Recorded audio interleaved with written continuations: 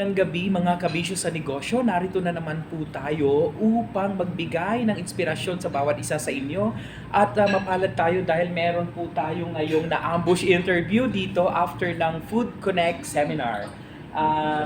Ito po, sila po ay galing ng Mindoro. Si Ma'am Esther Pagilagan ay galing po ng Pola Mindoro at si Ma'am Irene Sige ay galing naman po siya ng Gloria Mindoro.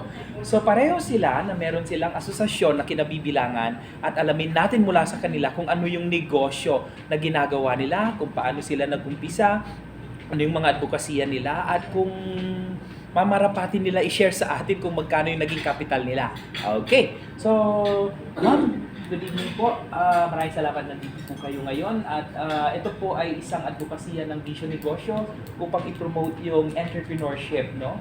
So, ngayon po, alamin po namin kung ano po yung pinaka-advokasya ng kumpanya nyo. Ang aming samahan ay nagsimula na bilang isang samahan ng mga kababaihan. Ito ay inumpisahan noong taong 2014. Apo. Na-registered ang samahan sa Tole ng 2014 din.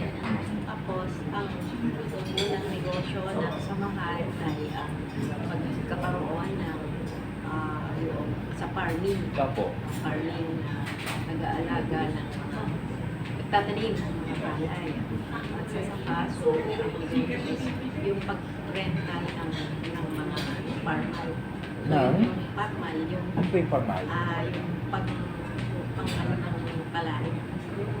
Equipment, parang ano, Yung pastoral, sasakyan, ano? yun. So, yung nauuog ang mga kasapi doon na ano, tapos ulit ay papasok sa sasakyan.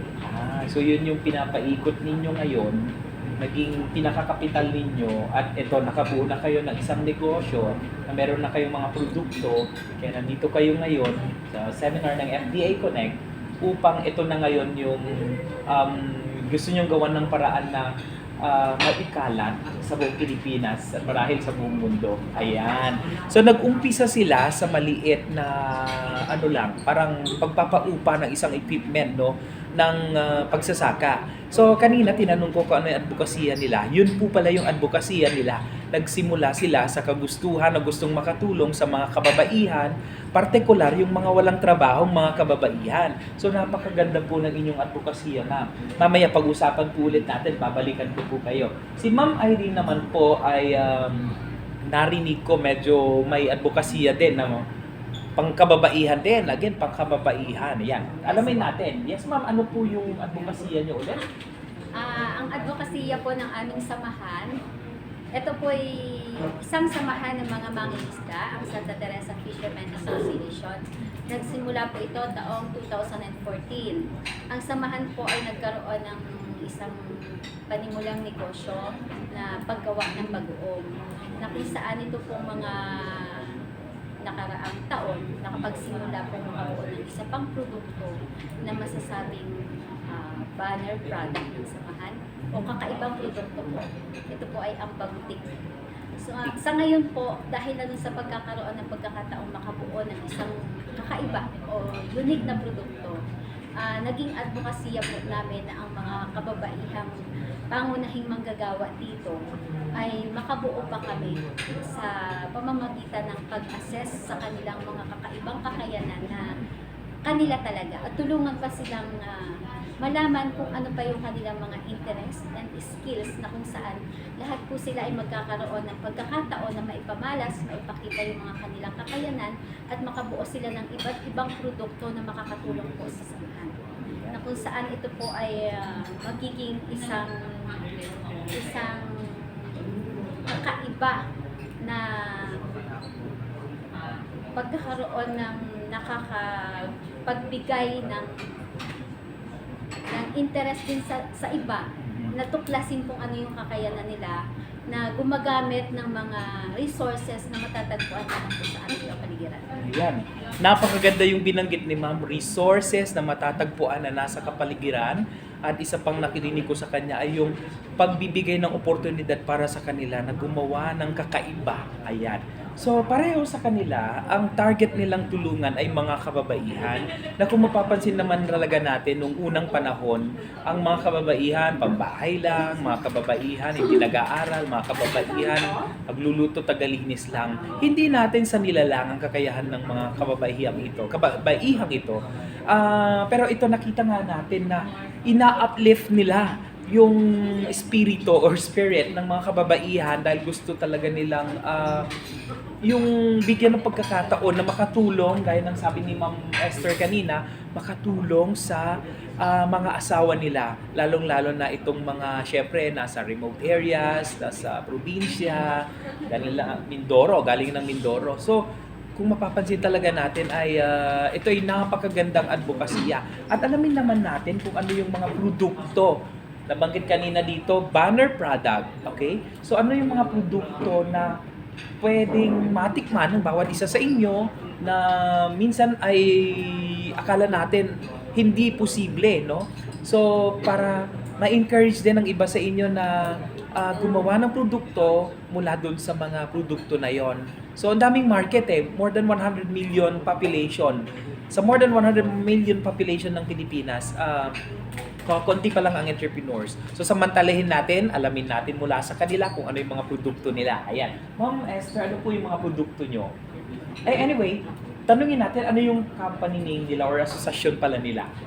Ang aming samahan ay samahan ng nagkakaisang kapatiran ng Maluwan-Luwan. Ito po ay matagpuan sa Maluwan-Luwan, Oriental. So, ang aming enterprise ay nagsimula noong 2021. Sa kasalukuyan meron na kami mga produkto na kanton with squash, kanton with malunggay, shingali with squash, shingali with malunggay, at ang mga candies ay gami mansi, luya mansi, ibig sabihin po kalamansi ang flavor ng gami mansi, at luya mansi ay ginger and calamansi, and then yung aming candy na buloy kung saan siya ay mula sa banasang.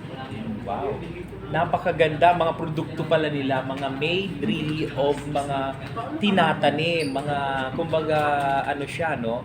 Agricultural products na ginawa ng paraan para magkaroon siya ng isang identity na kaiba. Imagine, squash, canton. Squash, tama po ba? Canton squash, canton with malunggay, tapos yung mga candies nila na may kalamansi, mga gummy. Kasi kadalasan mga gummy bears, mga unhealthy na nabibili lang natin yun Pero ngayon dito, healthful yung mga produkto nila kasi may mga kalamansi, vitamin C, and everything na nabanggit ni Ma'am kanina ay talaga namang sigurado at tiyak na ito ay makakabuti sa kalusugan. At isa pang napansin ko sa kanila kanina ay yung very particular sila doon sa talagang puro kababaihan. Kasi yung samahan nila mismo, samahan ng nagkakaisang kababaihan ng Maluwan-Luwan. So ito yung lugar nilang Maluwan-Luwan. So yun pala, pwede naman palang magkaisa mga kababaihan upang gumawa ng mga produkto na kakaibang ito.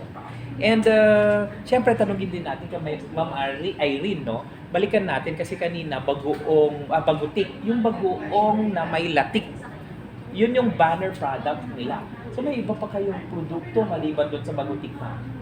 Actually, bagutik, nag-derive siya from bagoong. Mula sa bagoong namin siya ginawa. And then, gumagawa na rin kami ng mga variants. Kumbaga, iba't ibang flavor ng bagutik. Para hindi naman magsawa yung ating mga mamimili. At saka isa pa, yung ang pinaka-base product talaga namin is fish. So, minsan gumagawa rin kami ng tinapa. Wow. May available siya na pwede kami mag-produce ng tinapa. So, bali, ilang taon na po yung negosyo na yan, enterprise nyo na yan? Itong negosyo, itong bagutik, nagra-run pa lang siya almost 2 years. And I'm expecting na ito ay naumpisahan na simula ng pandemic. Kasi kanina si Ma'am Esther, pandemic, 2021 sila nagsimula. Kay Ma'am Irene din, pandemic din. Kung mapapansin nyo yung pandemya na kinatakutan ng buong mundo, sobrang maraming tuwag dito, very kwan siya tawag dito, maraming namatay, sobrang nakakatakot talaga. Pero out of pandemic, nakapag-create sila ng oportunidad. Ito yung maganda sa mga kababaihang, itong kasama ko ngayon, guest natin ngayon, na gumawa sila, nag-isip sila outside the box ng isang opportunity na pwede nilang itulong sa ibang tao. Maliban na, siyempre, sabi nga ni Carl Balita, si Dr. Carl Balita dati sa akin, help is a two-way street, which is true naman. Kasi yung pagtulong, hindi mo ina-expect na tutulong ka, na may something in return, pero matutulungan mo pala sarili mo. Especially pagdating sa pagninegosyo. Dahil meron kang problemang sinusolusyonan. Tulad ngayon, ano ba ang problema ngayon? Naging problema ng pandemic is yung, syempre, yung mababa resistensya. Kaya ng tao, kaya tayo nagkakasakit, kaya tayo madaling dapuan ng COVID virus or coronavirus. So yun yung sinulusyonan nila na hanggang ngayon ay nagpatuloy itong mga produktong ito na sinulusyon nila. So, napakagaling po ma'am. Congratulations po at naisip nyo yan. So, kumusta naman po ngayon yung market nyo? Saan nyo na po na ma-market yun ma'am, binibenta? Yung aming mga produkto, bali dun sa aming processing area, meron kami doon na malapit na, meron kami nakapang kami doon sa barangay na isang pwesto sa market ng barangay. So meron kami na nilagay namin doon ang aming pwesto at yung mga kasapi na kababayan siya at yung mga tao, palitan sila araw-araw. So, tulungan talaga ma'am. Tapos, meron kami din sa Calapan na outlet, isang tindahan ng Pasalubong Center, then sa Department of Agrarian isang government, Yes. na siya ang talagang tumulong sa amin. At ang BPI, tumutulong din niya sa Yeah, amin. very supportive ang mga ahensya na yan. Sa mga trade fairs, so dinadala yung product. Wow. Yun ang isang market. Opo. And then, ang mga kasapi, kumuha sila ng product pang kain nila at ang iba nila ipinibutan sa kanilang mga kilala. Okay. So, where do you see yourself 5 years from now ma'am? Actually, inaayos lang namin yung aming produkto sa mga ayusin. Yeah po. Meron kami kausap na mga yung year na ang isang pagbebentahan yung ating DepEd feeding program. Okay. Yun. So, doon sa mga estudyante. So, yun yung isa namin, kaya naayos namin yung mga dapat ayusin para makapagbenta kami ng produkto sa kanila. Ang isa pa ay yung mga ang tawag dito, mall existing sa Calapan.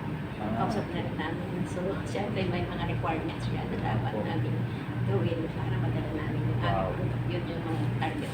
And then, syempre, pag maayos, gusto rin namin na ma-export din yung product. Apo, napakagandang idea po yan at plano. Ayan, si Ma'am Irene naman po ma'am, saan na po yung mga market mo ngayon? Saan nyo nagbebenta yung mga produkto mo? Iba't iba na rin po yung market namin, pero dito locally, usually, kumukuha rin sa amin ng Malampaya Foundation. Isa sa napaka-supportive na dito sa amin. DTI, rin sila. At saka yung iba pang mga customer namin. So, sa mga susunod, tinatarget talaga namin bigger market. Yes. Hindi kami tumitigil, patuloy kaming humahanap ng paraan na matuto pa, i-enhance yung aming mga skills, at ang target din namin ay makapag-create pa ng job opportunities in the future. Wow. Kumbaga ay talagang maraming matutulungan. Opo, maraming salamat po at concern kayo sa kapwa nating mga Pilipino at lalong-lalo na ang ating mga kababaihan na talaga namang sila ay ilaw ng ating mga tahanan. So sa ngayon, di lang ilaw ng tahanan, ilaw pa ng komunidad, ilaw pa ng pangkabuhayan dahil talagang very active sila ngayon na nakikipag-participate sa laban ng buhay, sa pagtulong ng pag-aahon ng ating ekonomiya pagkatapos ng pandemya. So, isa po sa bilang advokasya ng Vision Negosyo ay yung tinatawag na tumutulong kami sa market link. So, yung mga produkto nyo na yan ay pag-usapan natin kung paano natin matatala din dito sa Metro Manila, sa iba't ibang lugar ng Pilipinas, lalong-lalo dun sa mga partners namin na pwede namin i-endorso para mas makilala po siya. Especially that nakikita natin na very beneficial sila. Nabanggit ni Ma'am Esther kanina na gagamitin daw, planong gamitin ng DepEd, no, sa feeding program nila. At si Ma'am kanina ay nabanggit niya na ito ay nais din nila na i-promote upang mas makilala pa sa iba't ibang panig ng mundo kung ito ay magkaroon ng pagkakataon. At maraming salamat. Gusto kong bigyan ng pagkakataon na mapasalamatan ngayon ang DTI, lalong-lalo na ang PTTC dahil nagkaroon kami ngayon ng Food Connect.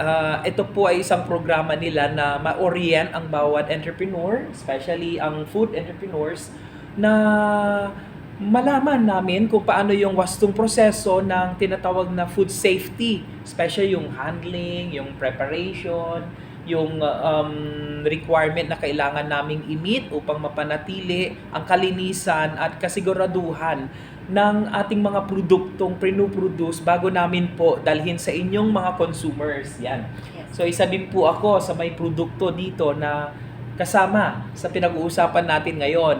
So, ayan. At gusto ko pong, nandito na rin lang naman tayo, ma'am, no? So, nakikita nyo si ma'am. Sorry, pero I know this is unethical to ask for your age, ma'am. How young are you? You have the right, ma'am, na huwag pagsagutin. Pwede naman. Oo. Sige Kasi po. ako po ay 63 years Ah. old na, senior citizen. Yes. Maniniwala ba kayo na yung kaharap natin si Ma'am Esther ngayon ay 63 years old, di ba? Parang very young, no? Parang kala ko Ma'am 51, 52. At si Ma'am ngayon, Very active. very active pa.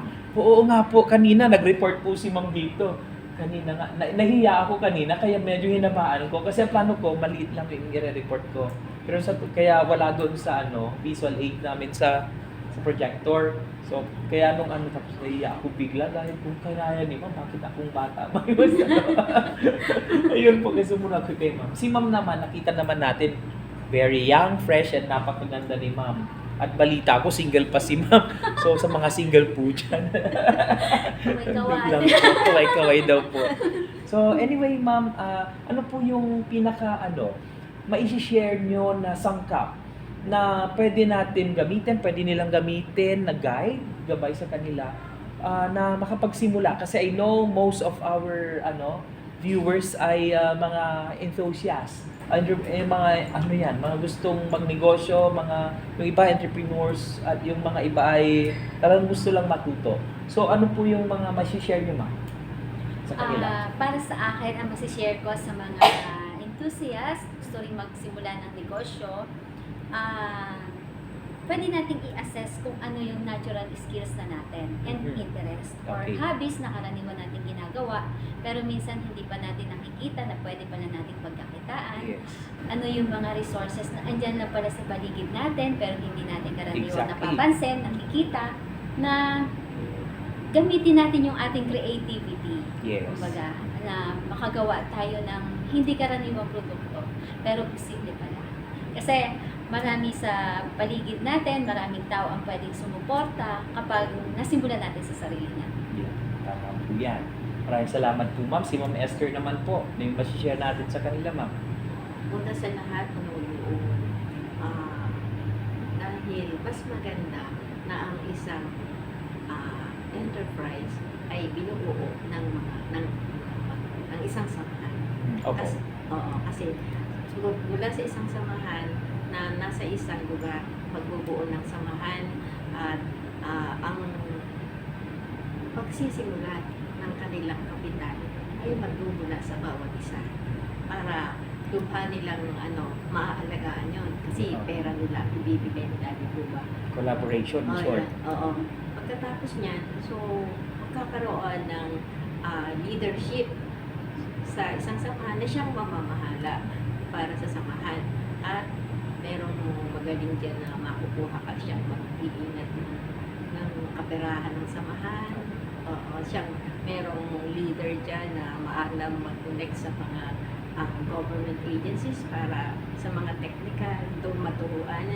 At ang isa pa, yung ang gagamitin na, di ba, yung processing, pagkuha ng mga produkto na katulad ng sa amin, ang mga raw materials magbubula saka mga kasapi ng samahan na naandun na sa lugar.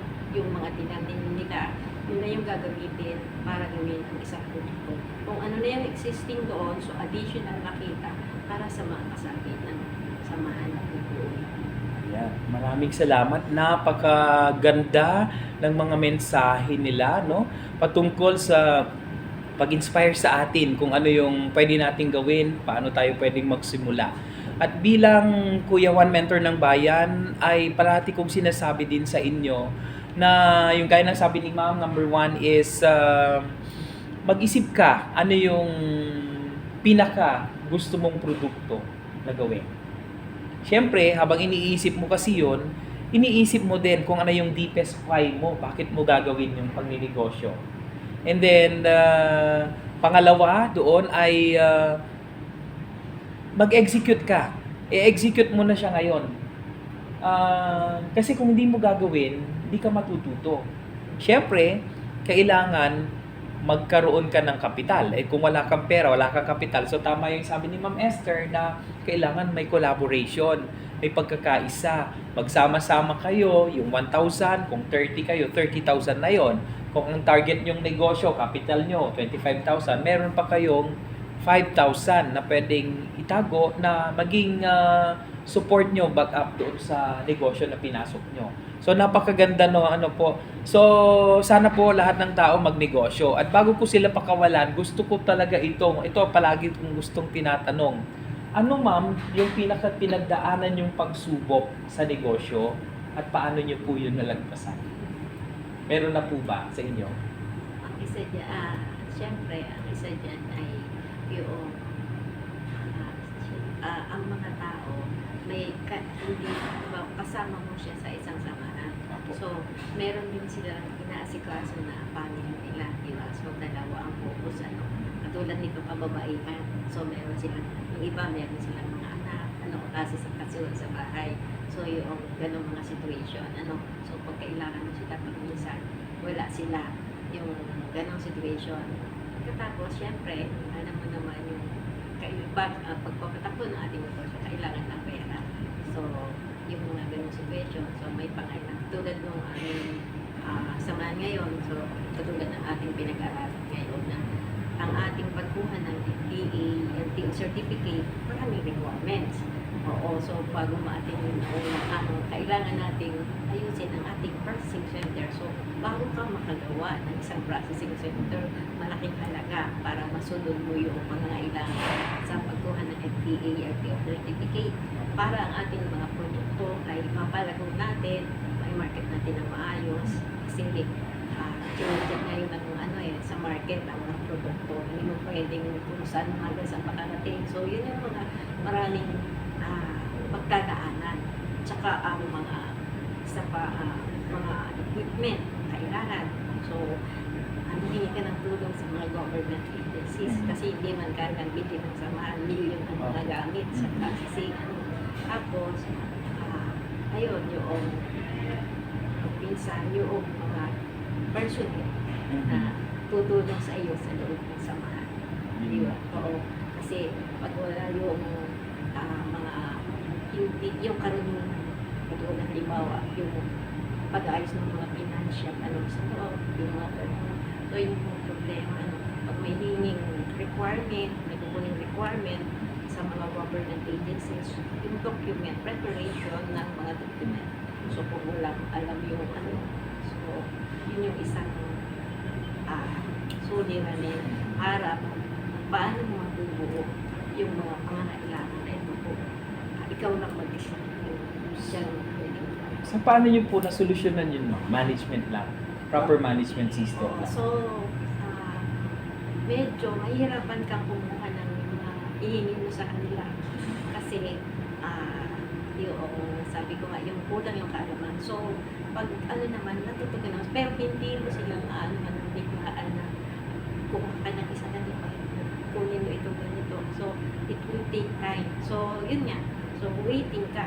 So, talagang management and makikisama rin kailangan makikisama ka. Hindi ka yung mataas dapat at yung anong tawag dyan, yung Right, or yun, mataas ang iyong Level.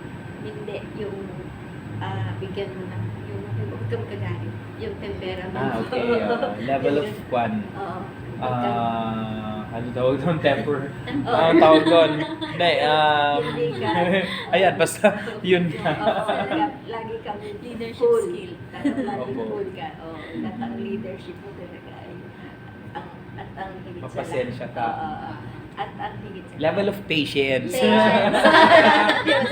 Oo, tapos talaga una sa lahat talaga sasamahan mo na ang lalaki. Opo. Yeah. Number 1 talaga. Lagi, talaga, lagi tuwing minsan pagkagabi, ganyan, pag sisimba ko ng linggo, sinasama ko sa prayer yung aming samahan. Yes. Wow. Galing.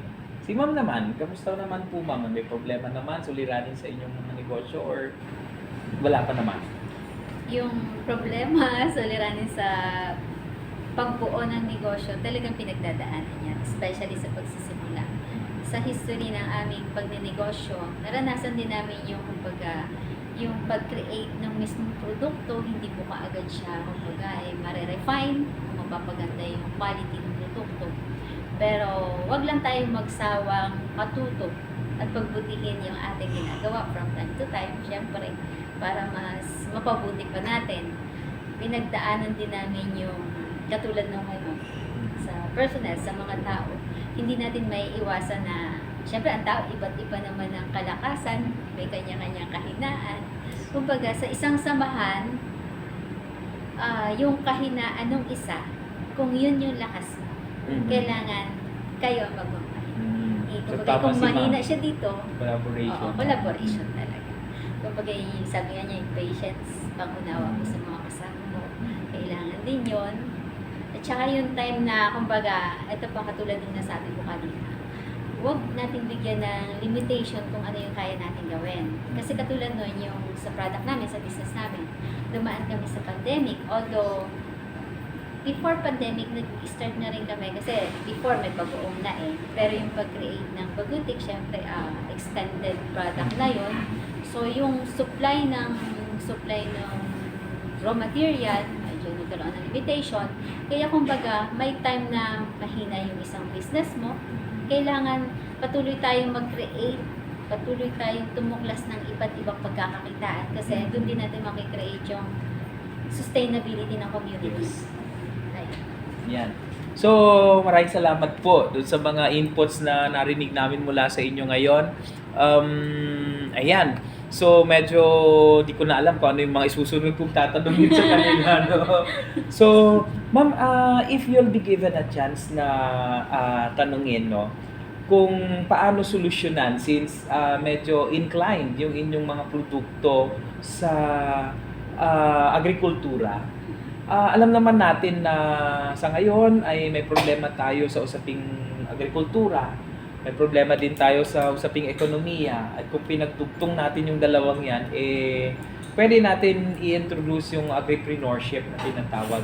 Ngayon, maliban doon sa agripreneurship, may mga ideas ba kayo na pwede i-share na pwedeng gawin ng hindi lang ng gobyerno, kundi umpisa natin sa taong bayan, ng bawat isa sa atin. May share po ba kayo, Ma'am Esther? Sige po.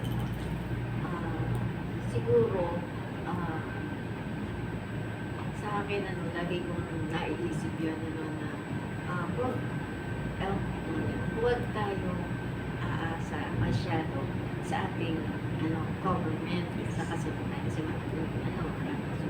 so, kailangan magmula sa atin, kumilos tayo para mapaunlad natin at mabig ang ating mga negosyo at hindi yung lahat ay dole out sa atin ng government. Kailangan, mas maganda yung pinaghirapan ng bawat isa yung para makatulong tayo. Kasi syempre, pag naayos na yung inyong negosyo, so kakatulong din yan sa ating economy, di ba? Papasok ng mga, kasi di ba, pagka marami ka ng sales, marami ka na natulungan mo na yung iyong kasabi na magkaroon ng hanap buhay. So, tulong mo yan sa gobyerno na napapaunlad ng economy.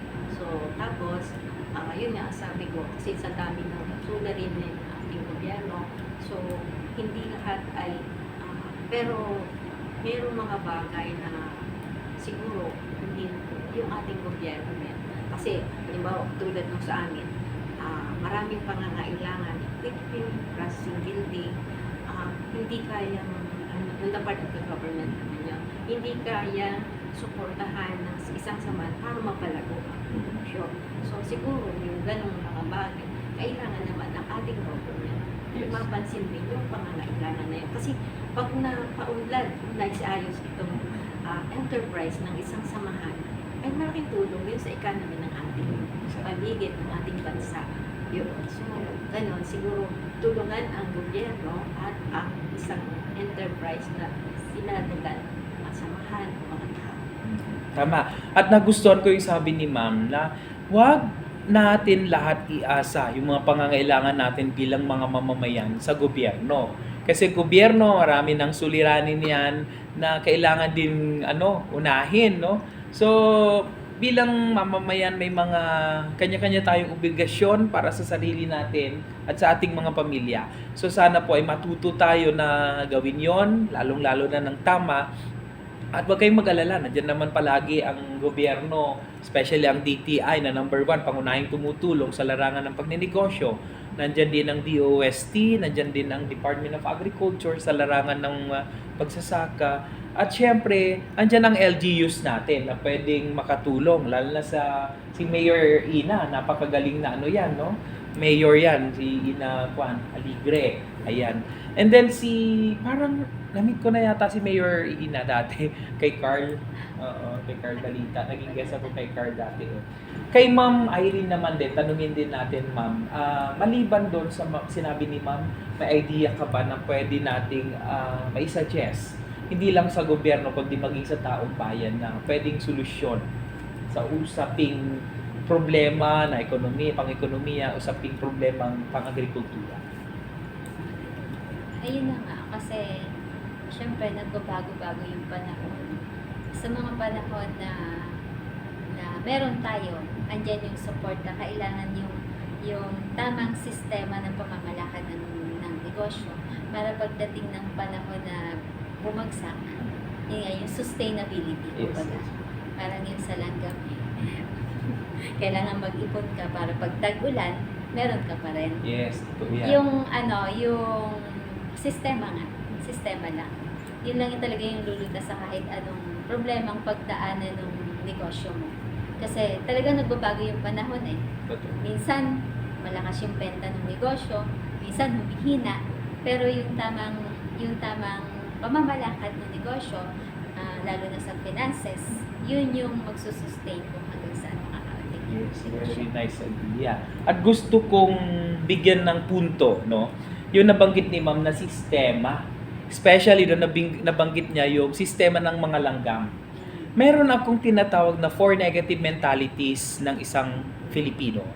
At ang mga 4 negative mentalities na ito ay ang number 1, ningas kukon, manana habit, the crab mentality, and the Filipino time, which should not be called as Filipino time. Dapat Spanish time yon dahil ang mga Kastila mismo nagturo sa atin.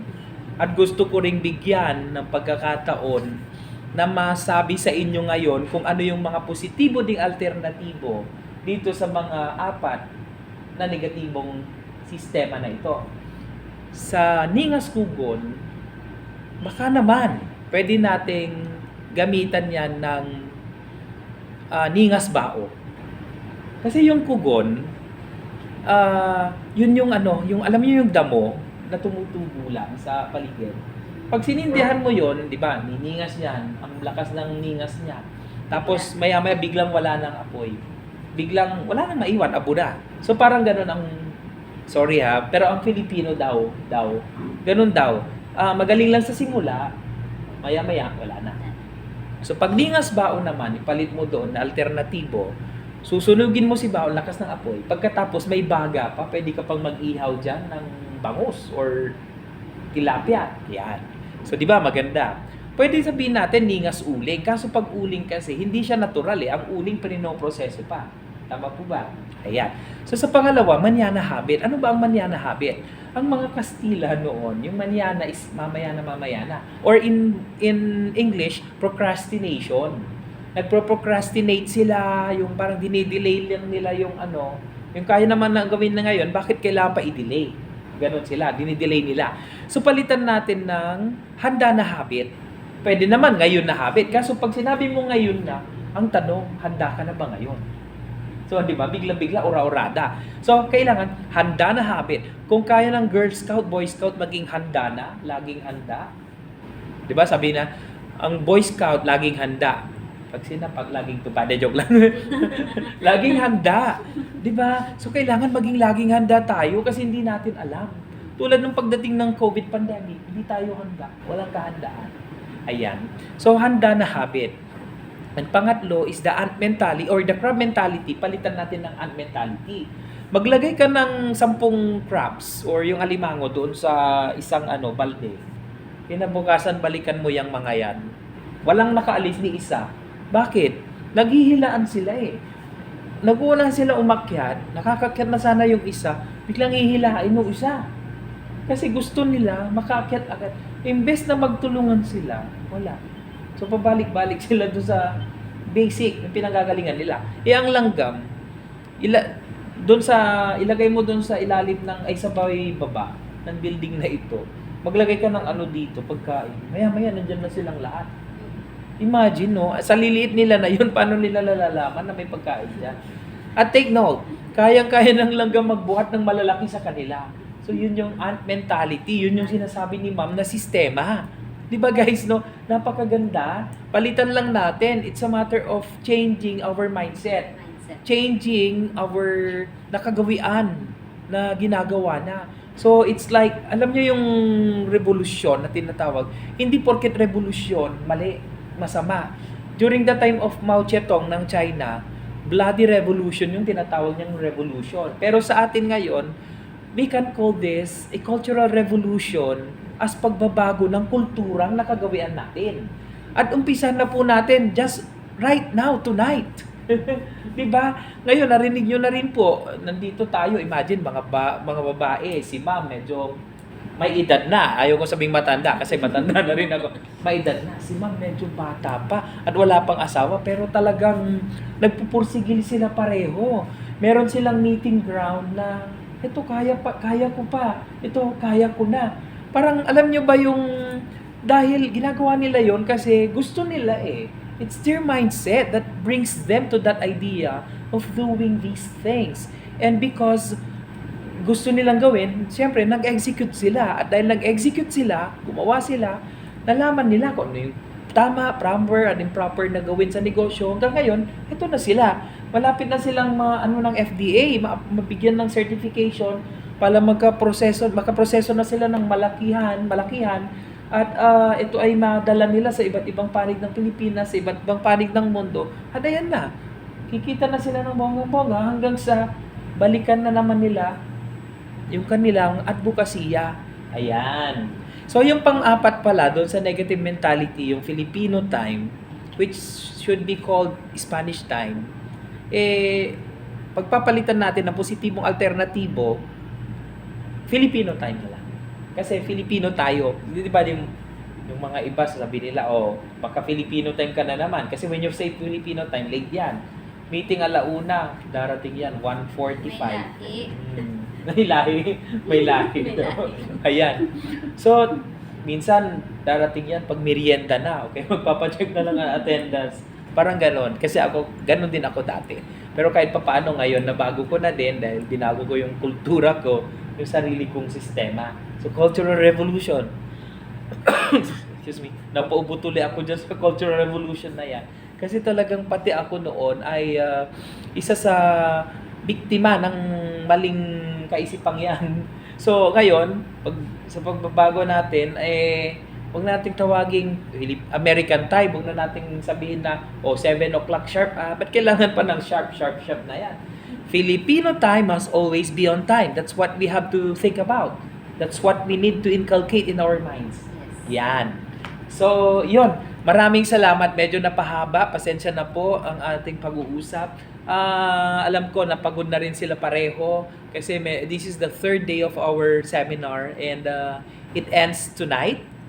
Kaya yung iba uuwi pa, yung iba bukas pa, pero gusto ko na rin silang kahit paano ay makapag-relax. Ganon. So, sa Mother Time ay magbabalik po sila kasama ako at i-interviewin ko sila ulit. Titingnan natin kung ano pa yung mga improvements na nangyari along the way habang ang kanilang mga negosyo ay ini-improve at talagang tinututukan upang maaral palalo kung paano nila magawa ng maayos yung produkto nila, kung paano nila tayo mapaglingkuran, maging yung paggawa ng maayos na packaging, paggawa ng magandang presentasyon, pagdala sa atin, at of course, syempre, yung tinatawag natin na katuparan ng mga pangarap nila na makamit kung ano man yung mga deepest whys nila. Ayan. So maraming salamat po sa inyong dalawa, Ma'am Esther, Ma'am Irene, and ako'y umaasa na maging maayos lahat ng ating journey sa pagninegosyo. Bagaman expect natin na ang pagninegosyo talaga ay uncertain, no? It's like sumusugal tayo pero at least ang kagandahan, yung sugal na yan may tinatawag tayong calculated risk na pwede naman nating iwasan pala yung mga untowards incidents, no? Kung ito ay proper na monitor. So, thank you po. Keep applying the SSOP and the GMP na natutunan natin dito sa seminar ng Food Connect na ito. Thank you po. Salamat din. Thank you. Thank you guys. Patuloy nyo po na subaybayan ang ating Vision Negosyo advocacies, maging ang ating mga programa, ang aking ATC Channel 31 Online TV, at maging ang TVC Channel 8, and syempre yung mga produkto din. Promote ko na rin yung produkto ng mga Islands Delights. Abangan po natin at parating na po sa Metro Manila.